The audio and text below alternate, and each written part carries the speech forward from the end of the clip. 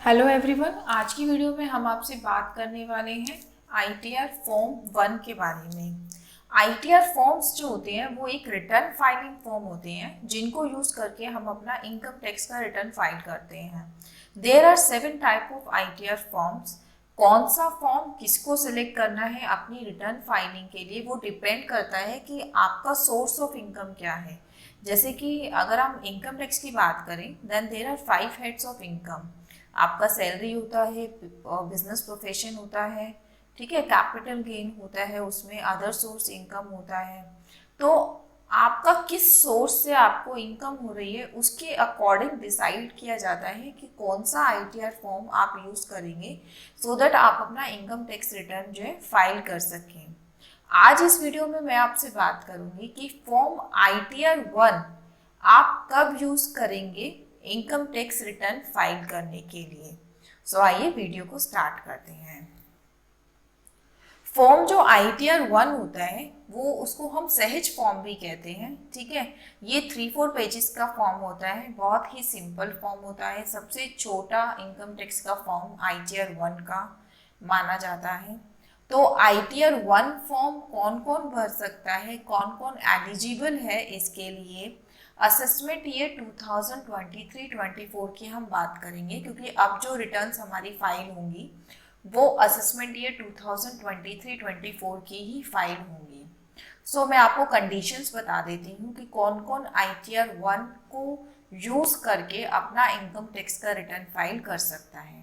सबसे पहला जो कंडीशन है वो है रेजिडेंशियल इंडिविजुअल, कि आप जो है एक रेजिडेंट इंडिविजुअल होने चाहिए, तभी आप जो है आईटीआर 1 को यूज कर सकते हैं। अगर आप एक नॉन रेजिडेंट है तो आप आईटीआर 1 को फाइल नहीं कर सकते।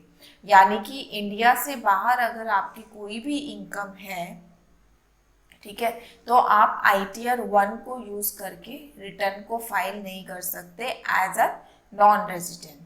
सेकेंड कंडीशन इसकी है कि आपकी जो टोटल इनकम है, टोटल इनकम मतलब टोटल इनकम चाहे वो आपको किसी भी सोर्स से हो रही हो, ठीक है, आपकी जो टोटल इनकम है वो 50 लाख से ज़्यादा नहीं होनी चाहिए। Total income does not exceed 50 lakh during the financial year. एक पूरे फाइनेंशियल ईयर में, यानी कि यहाँ पर हम बात कर रहे हैं 1 अप्रैल 22 से लेकर 31 मार्च 23 तक, जो भी आपका फाइनेंशियल ईयर में आपने इनकम अर्न किया है वो पूरे फाइनेंशियल ईयर की इनकम जो है आपकी 50 लाख से ज़्यादा नहीं होनी चाहिए, तभी आप आईटीआर 1 को यूज़ कर पाएंगे। द थर्ड कंडीशन इज कि आपकी जो इनकम होनी चाहिए वो सैलरी से होनी चाहिए। अगर आपकी सैलरी से इनकम है तो आप आईटीआर 1 फाइल कर सकते हैं।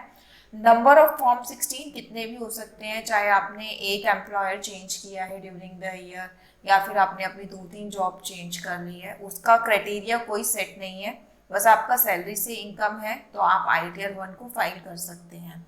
सेम एज सैलरी में आपकी पेंशन इनकम भी आ जाती है कि अगर आप पेंशनर हैं तो भी आप आईटीआर 1 को फाइल कर सकते हैं।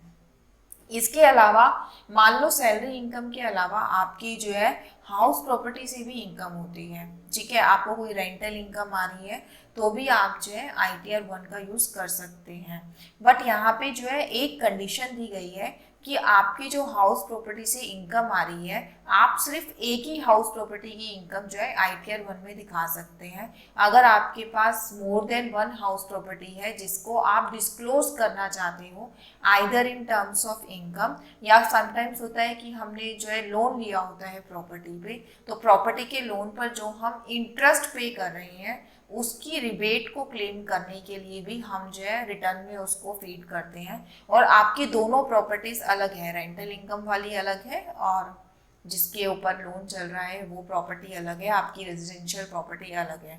तो उस केस में आप आईटीआर 1 को अवेल नहीं कर पाएंगे क्योंकि आपकी क्या हो गई, यहाँ पे मोर देन 1 हाउस प्रॉपर्टी होगी। अगर आपकी सैलरी इनकम है और सिर्फ एक हाउस प्रॉपर्टी की इनकम है तो आप आईटीआर 1 को यूज कर सकते हैं।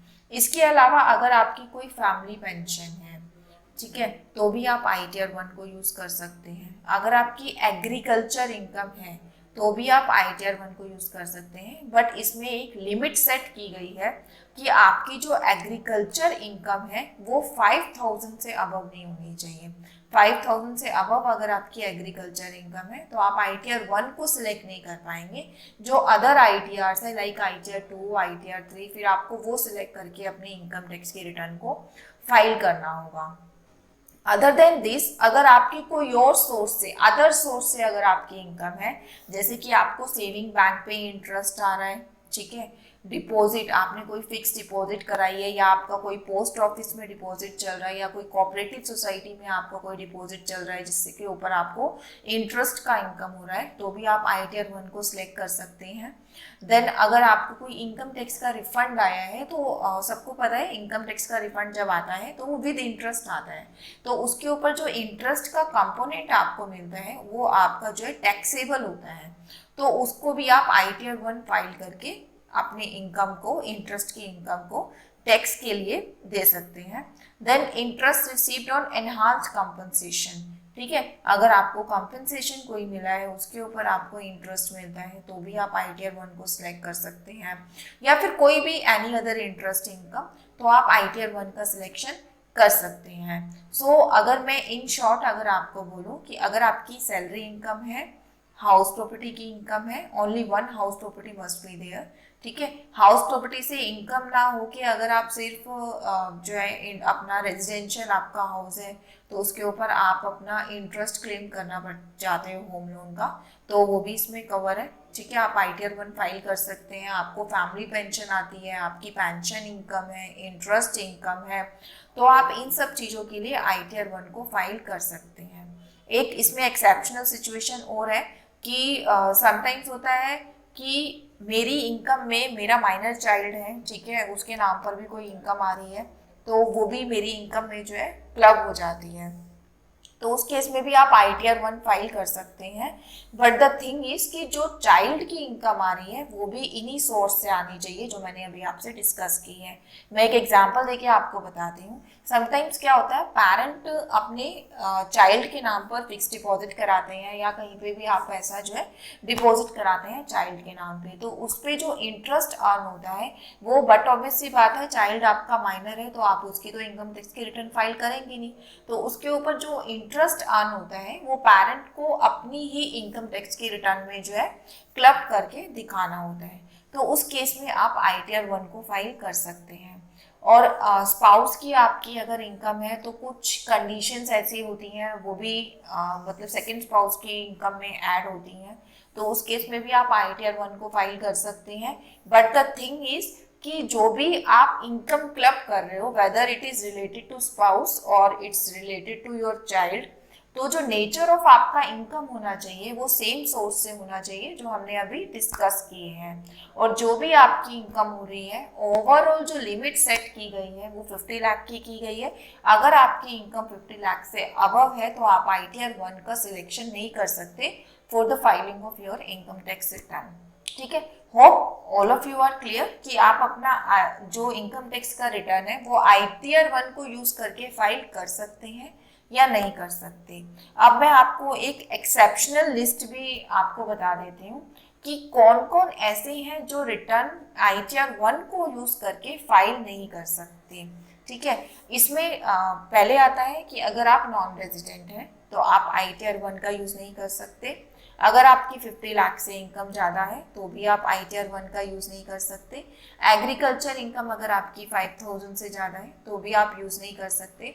अगर आपकी कोई लॉटरी से, गैम्बलिंग से या फिर रिसोर्सेज से अगर आपकी कोई इनकम है तो भी आप नहीं यूज़ कर सकते। अगर आपकी कैपिटल गेन है, ठीक है, अगर आपने कोई प्रॉपर्टी सेल करी है या फिर आप जो है शेयर्स या म्यूचुअल फंड्स में डील करते हैं, आपने ड्यूरिंग द ईयर उसमें डील किया है, आपको उससे भी गेन या लॉस हुआ है जो आप अपनी इनकम टैक्स की रिटर्न में डिक्लेयर करना चाहते हैं, तो भी आप अपना इनकम टैक्स का रिटर्न फाइल ITR 1 को यूज करके नहीं कर सकते। देयर आर अदर फॉर्म्स जो आप यूज कर सकते हैं, ठीक है। तो ये पॉइंट बहुत इंपॉर्टेंट है, बिकॉज क्या होता है, एक सैलरीड पर्सन का यूजुअली आजकल जो ट्रेंड है म्यूचुअल फंड में इन्वेस्टमेंट होता है, तो आप ये ध्यान रखिएगा कि अगर आपने ड्यूरिंग द ईयर कोई म्यूचुअल फंड अपने जो है मैच्योर कराए हैं तो उसके ऊपर चाहे आपको लॉस हो या प्रॉफिट हो, आपको अपनी इनकम टैक्स की रिटर्न में जो है डिस्क्लोज करना होता है। तो अगर ऐसा कोई सिचुएशन है तो आप ITR 1 का यूज नहीं कर पाएंगे for the filing of your return. Other than this, अगर आपने इक्विटी शेयर्स में इन्वेस्ट किया है या फिर बिजनेस एंड प्रोफेशन से आपको इनकम है, अगर आप किसी कंपनी के डायरेक्टर हैं तो भी आप ITR 1 को यूज़ नहीं कर पाएंगे, ठीक है। और एक कॉमन सिचुएशन जो आजकल नई एक रेस होने लगी है सैलरीड पर्सन के साथ, तो पहले नहीं होता था, अब 1-2 साल से होने लगा है कि अगर आप अपने बैंक से कैश विड्रॉ करते हैं, इसकी एक पर्टिकुलर लिमिट है 10 लाख से ऊपर, और मतलब करंट और सेविंग की अलग अलग लिमिट्स जो है डिसाइड की गई हैं। तो अगर हम कैश विड्रॉ करते हैं बैंक से तो उसके ऊपर हमारा जो है TDS डिडक्ट होता है अंडर सेक्शन 194N, ठीक है। तो अगर आपका ऐसा कोई TDS भी डिडक्ट हुआ है तो भी आप ITR 1 को सिलेक्ट नहीं कर पाएंगे। बिसाइड दिस कि आपकी जो इनकम, सोर्स ऑफ इनकम है वो ITR 1 के क्राइटेरिया में फॉल कर रही है, ठीक है। बट अगर आपने कैश विड्रॉल एक पर्टिकुलर लिमिट से ज़्यादा किया है और बैंक ने आपका TDS डिडक्ट किया है अंडर सेक्शन 194N, तो आप अपनी रिटर्न को ITR 1 यूज करते हुए फाइल नहीं कर पाएंगे, ठीक है। इसके अलावा अगर आपकी जो है ESOP रिसीव हो रहे हैं, आपको कोई स्टार्टअप कंपनी में आप काम कर रहे हैं, ठीक है, तो भी आप ITR 1 को यूज़ नहीं कर पाएंगे। अगर आपको income more than 1 house property से है तो भी आप जो है ITR 1 को यूज़ नहीं कर पाएंगे। सो मैंने आपको बताया कि ITR 1 आप कब कब फाइल कर सकते हैं, कौन कौन सी आपकी इनकम हो आप फाइल कर सकते हैं, उसी की ही एक नेगेटिव लिस्ट में मैंने आपसे शेयर करा कि कौन कौन सी सिचुएशन ऐसी है जब आप ITR 1 को फाइल नहीं कर पाएंगे, ठीक है। एक बार मैं और आपको क्लियर कर देती हूँ इनकम टैक्स के हेड वाइज कि आप ITR 1 को कब कब यूज नहीं कर पाएंगे। Following are the type of income that shall not form part of ITR 1 form. ITR 1 form में जो है इन सब इनकम्स को मेंशन करने का फील्ड ही नहीं दिया गया है, तो इसलिए अगर आपकी ये सब इनकम है तो आप ITR 1 को यूज ना करिए। You should look after the other form अपना रिटर्न फाइल करने के लिए, ठीक है। जैसे कि अगर आपकी बिजनेस एंड प्रोफेशन से इनकम है, आपको कैपिटल गेन हो रहा है, एक प्रॉपर्टी से ज़्यादा प्रॉपर्टी से आपको इनकम हो रही है, या फिर आपको जो है अदर सोर्स से इनकम है जो कि related to winning from lottery है, activity of owning and maintaining race horse है, income taxable at specified rate under section 1115DDBA and section this, income to be apportioned in accordance with provision of section 5A। So ये एक exceptional list दी गई है कि अगर in head से आपको income है तो आप ITR 1 का सिलेक्शन नहीं कर पाएंगे।